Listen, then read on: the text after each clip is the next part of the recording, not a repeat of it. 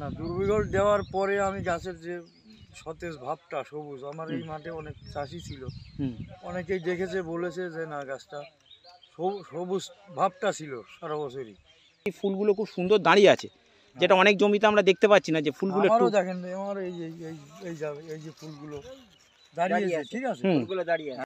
নমস্কার, আমি Kaushik, tata still ধুরবি গোল্ডের পক্ষ থেকে আজকে চলে এসেছি উত্তর 24 পরগনার জেলার বনগাঁ ব্লকে একটা সুন্দর গ্রামে।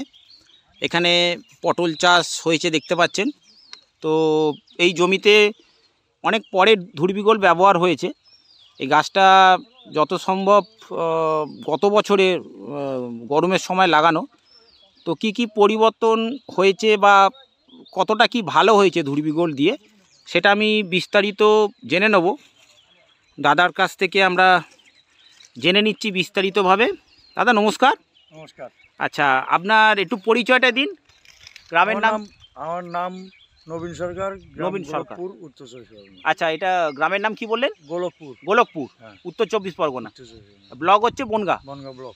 আচ্ছা, এই ধুরবি গোল্ডটা আপনি দিয়েছেন মাসখানেক আগে, তাই তো?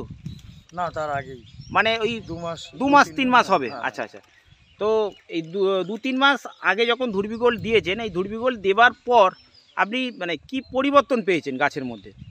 না, দুর্বিঘল দেওয়ার পরে আমি গাছের যে সতেজ ভাবটা সবুজ, আমার এই মাঠে অনেক চাষি ছিল, অনেকেই দেখেছে, বলেছে যে না গাছটা সবুজ ভাবটা ছিল সারা বছরই। তার জন্য গাছের মানে চেহারাটা আপনারা দেখতে পাচ্ছেন, মানে একটু বেশি হয়ে গেছে।